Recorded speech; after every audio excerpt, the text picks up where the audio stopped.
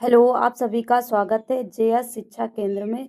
आज से हम सीटेट के लिए जो है पेडागोजी ईवीएस की जो है पेडागोजी करवाएंगे, टॉपिक वाइज करवाएंगे। एनसीईआरटी से रिलेटेड जितने भी प्रीवियस ईयर में क्वेश्चंस आए हुए हैं उन सभी क्वेश्चंस को लिया गया है, वो भी टॉपिक वाइज लिया गया है। यदि आप इस सीरीज को पूरा कंप्लीट कर लेते हैं तो आपके कम से कम 25 नंबर जो है आसानी से प्राप्त हो जाएंगे। तो आप इस सीरीज को ज़रूर देखें। तो चलिए हम आज शुरू करते हैं अपना topic number family and society से रिलेटेड जितने भी पेडागोजी के जो है प्रश्न पूछे गए हैं ईवीएस से रिलेटेड, उन सभी प्रश्नों को आज हम करेंगे। तो हमारा पहला प्रश्न हमारा कह रहा है कि भोजन पाठ पर चर्चा करते हुए गुरुप्रीत जो है विद्यार्थियों से प्रश्न करती है कि आपके परिवार में सबसे बाद में भोजन कौन करता है, सब्जियां कौन खरीदता है, आपके परिवार में खाना कौन बनाता है, वह ईवीएस के निम्नलिखित में से किस मुद्दे पर जो है चर्चा कर रही। तो वह किस मुद्दे पर चर्चा कर रही है, हमारे ऑप्शन दे रखे। परिवार के खान पान की आदत के लिए, तो ये नहीं होगा। परिवार को एक साथ मिलकर खाना खाना चाहिए, इस पर भी वो बात नहीं कर रही है। परिवार के सदस्यों की भोजन पकाने की भूमिका, ये बिल्कुल सही होगा क्योंकि भोजन पकाने की भूमिका की बात करें। परिवार में जेंडर भूमिका को चुनौती, तो ये भी सही है। तो हमारा कौन सा सही हो जाएगा, केवल सी और डी जो है हमारा सही हो जाएगा। चलिए दूसरा क्वेश्चन देख लेते हैं, हमारा क्या है। दूसरा क्वेश्चन हमारा है कि अंजलि की सहेली ने दांतों के सड़ने से बचने के लिए निम्नलिखित 4 उपाय बताए। कितने? 4 उपाय बताए। कौन कौन से बताए? अपने दांतों को दिन में 2 बार ब्रश करना चाहिए, तो बिल्कुल सही। दंत वल्कव्य क्षय से बचने के लिए ब्रशेज पहनना चाहिए, तो ये गलत है। ये तो दांत की संरचना को सही करने के लिए पहना जाता है। मिठाई, चॉकलेट और कार्बोनेट पेय पदार्थ से बचना चाहिए, तो ये भी बिल्कुल सही है हमारा। हर भोजन के पश्चात मुंह की सफाई करनी चाहिए, तो हमारा ये भी बिल्कुल सही है। तो हमारा कौन सा सही हो जाएगा, सी डी ए जो है हमारा सही हो जाएगा। तो चलिए आगे देख लेते हैं तीसरा क्वेश्चन क्या है हमारा। तो तीसरा क्वेश्चन है हमारा कि आर्यनाथ सपेरे हैं। आर्यनाथ कौन है? सपेरे हैं। जब वह अपनी बीन नाम के वाद्य यंत्र को बजाते हैं तो सांप अपना सिर उनकी आवाज की ओर घुमाता है। सांप संगीत वाद्य यंत्र की बीन की आवाज पर प्रतिक्रिया करता है, क्योंकि वो क्यों प्रतिक्रिया करता है, आप इस पे बताएं। तो पहला ऑप्शन दे रहा है कि बीन की जो धुन है मनोहर होती है, तो ये गलत है। बीन की धुन मनोहर नहीं होती है। सांप बीन द्वारा उत्पन्न ध्वनि को सीधे अपने बाहरी कानों से सुन सकता है, तो ये भी गलत है। सांप के बाहरी कान होते ही नहीं है। सांप की आंखें बीन की गति का पालन करती हैं, ये भी गलत है। चौथा ऑप्शन है हमारा, बीन द्वारा उत्पादित कंपन भूतल के माध्यम से प्रेषित करती है, तो ये बिल्कुल हमारा सही हो जाएगा। चलिए इसके बारे में और जान लेते हैं। जो सांप होता है, तो सांप के जो होते हैं बाहरी कान नहीं होते हैं।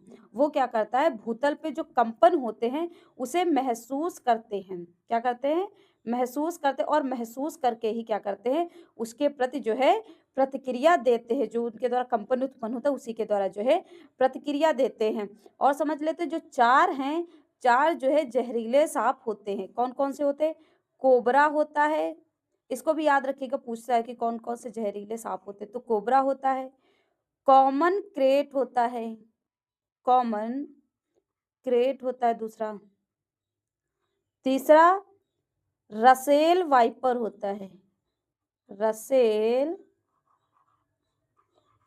वाइपो होता है। चौथा जो है शॉ स्केल्ड होता है, स्केल्ड वाइपर होता है।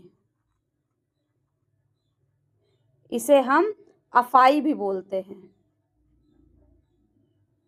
अफाई की स्पेलिंग गलत हो गई, अफाई भी बोलते हैं। आप इन्हें याद रखिएगा। और इसके 2 जो है जहरीले खोखले दांत होते हैं, जिसके माध्यम से क्या होता है, शरीर में जो है जहर जो है फैल जाता है। और जो सांप के काटने की जो दवा होती है वो सांप के जहर से ही बनाई जाती है। किससे बनाई जाती है? सांप के जहर से बनाई जाती है, जहर से बनाई जाती है। चलिए अगला क्वेश्चन देख लेते हैं, हमारा क्या है। अगला क्वेश्चन है कि रीता अपने नौकरी वाले माता पिता, छोटे भाई बहन, दादा दादी, चाचा और उनके परिवार के साथ रहती है। इस प्रकार की परिवार की व्यवस्था को क्या कहते हैं? तो इस प्रकार का परिवार कौन सा होता है? तो मातृवंश परिवार जिसमें रीता की माता और मुखिया है, ये नहीं होगा। पितृवंश परिवार जिसमें रीता के पिता मुखिया, तो ये भी नहीं होगा। एकल परिवार जिसमें उनके माता पिता दोनों काम करते, तो ये भी नहीं होगा। संयुक्त परिवार जिसमें परिवार के सभी सदस्य जो है एक साथ रहते, ये हमारा बिल्कुल सही हो जाएगा, क्योंकि यहाँ पे क्या कह रहा है, रीता जो है अपने चाचा चाची, माता पिता, छोटे भाई बहन, दादा दादी सबके साथ रहती है। तो ये ऐसा परिवार क्या होता है? ऐसा परिवार को हम संयुक्त परिवार कहते हैं। और जो एकल परिवार होता है उसमें क्या होता है, एक दंपति रहता है और उनके बच्चे रहते हैं, तो उन्हें हम क्या कहते हैं? एकल परिवार जो है कहते हैं। क्वेश्चन नंबर 5 हमारा है कि गेहूं से हम विविध प्रकार के खाद्य व्यंजन जो है बना सकते हैं। निम्नलिखित में से खाद्य पदार्थ द्वारा गेहूं द्वारा नहीं बनाए गए, मतलब खाद्य पदार्थ से गेहूं द्वारा नहीं बनाए गए, इनमें से कौन सा जो है वो गेहूं से नहीं बनाए गए? तो उत्तपम तथा डोसा जो है ये गेहूं से नहीं बनता, ये चावल से बनाया जाता है। बाकी चपाती, केक, हलवा, पूरी, स्लाइस ब्रेड तथा पुआ जो है ये गेहूं से बनाए जाते हैं। चलिए अगला क्वेश्चन देख लेते हैं। क्वेश्चन नंबर 6 है, एक पिता के छोटे भाई को हम मलयालम में क्या कहते हैं? तो छोटे भाई को मतलब हम अपने चाचा को क्या कहते हैं? तो चितप्पन कहते हैं। आगे और देख लेते हैं कि माँ को क्या कहते हैं? माँ को मलयालम भाषा में जो है अम्मा कहते हैं। इसी प्रकार पिता को जो है मलयालम भाषा में क्या कहते हैं? तो अच्चन बोलते हैं। इसी प्रकार भाई को जो है मलयालम भाषा में क्या बोलते हैं? सहे सहेधरण बोलते हैं, सहेधरण बोलते हैं। इसी प्रकार बड़े भाई को जो है मलयालम भाषा में क्या बोलते हैं? तो बड़े भाई को जो है चेता बोलते हैं। और छोटे भाई को उनियन बोलते हैं, उनियन बोलते हैं। बहन को बोलते हैं सहोदरी बोलते हैं, सहोदरी बोलते। बड़ी बहन को चेची बोलते हैं मलयालम भाषा में, आप सभी लोग लिखते भी चलिएगा। छोटी बहन को अनितेती बोलते हैं, छोटी बहन को अनितेती बोलते हैं, आप लोग लिख लीजिएगा। चितप्पन जो है बता ही दिया है कि आप छोटे पिता के छोटे भाई को हम चितप्पन बोलते हैं। कुंजमा जो है चाची को बोलते हैं, कुंजमा। कुंजमा जो है पिता के छोटे भाई की पत्नी, मतलब चाची को जो है हम कुंजमा बोलते हैं। आन जो है अम्माई को बोलते हैं, आन अम्माई को बोलते हैं।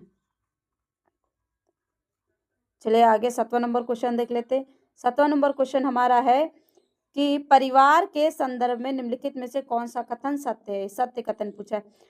एकल परिवार में केवल रक्त संबंधी व्यक्ति हो सकते हैं, तो ये गलत है, रक्त संबंधी व्यक्ति नहीं हो सकते। दातक बच्चों को परिवार का सदस्य नहीं कहा जा सकता, तो ये भी गलत है, कहा जा सकता है। केवल एक अभिभावक के साथ रहने वाले बच्चे परिवार नहीं कहे जा सकते, तो ये भी गलत है। एक आदर्श परिवार का विभिन्न व्यक्तियों के लिए भिन्न अर्थ हो सकता है, तो ये बिल्कुल सही है कि विभिन्न व्यक्तियों के लिए क्या होता है, परिवार का जो अर्थ होता है वो भिन्न हो सकता है, तो ये हमारा बिल्कुल सही हो जाएगा। 8 नंबर क्वेश्चन है हमारा, मलयालम में माँ की बड़ी बहन मतलब मौसी को कहा जाता है, तो क्या कहा जाता है? तो वलियम्मा जो है ये कहा जाता है बड़ी बहन को। आगे हमने बहुत से बता भी दिए हैं नाम कि मलयालम में क्या क्या कहा जाता है, तो यहाँ पे मौसी को क्या कहेंगे? वलियम्मा कहते हैं। तो 9 नंबर क्वेश्चन हमारा है कि एक परिवार एक इकाई है, एक परिवार क्या है? एक इकाई है जिसमें माँ पिता और उनके 2 बच्चे होते हैं, यह कथन है। तो यह आपको पता ही चल रहा है कि एकल परिवार का कथन है, तो कह रहा है कि गलत है, क्योंकि कई तरह के परिवार होते हैं और कोई परिवार मतलब कोई परिवार को केवल एक ही प्रकार के रूप में वर्गीकृत नहीं कर सकता। तो ये बात बिल्कुल सही है, क्योंकि कुछ संयुक्त परिवार होते हैं, कुछ एकल परिवार होते हैं, कुछ होते हैं विस्तृत परिवार होते हैं, बहुत बड़े होते हैं, तो क्या होता है परिवार जो है अलग अलग होते हैं। तो यही हमारा ऑप्शन जो है सही हो जाएगा। तो चलिए 10वां नंबर क्वेश्चन है, स्वच्छंद खेल होते हैं, तो स्वच्छंद से ही मतलब है कि खुद से मतलब स्वतंत्र रूप से खेले जाने वाले खेल जो होते हैं स्वच्छंद खेल होते हैं, मतलब जो बाहरी अथवा भीतरी क्रियाकलाप कर सकते हैं, मतलब जो बच्चे बाहर भी खेल सकते हैं मतलब स्वतंत्र रूप से और घर के अंदर भी खेल सकते हैं स्वतंत्र रूप से। तो आज का जो है हमारे क्वेश्चंस सभी यहीं पर ख़त्म होते हैं। कल मिलते हैं नए टॉपिक के साथ। आज के लिए इतना ही। यदि आपको हमारी वीडियो पसंद आई तो हमारे चैनल को लाइक, सब्सक्राइब एंड शेयर करें। धन्यवाद।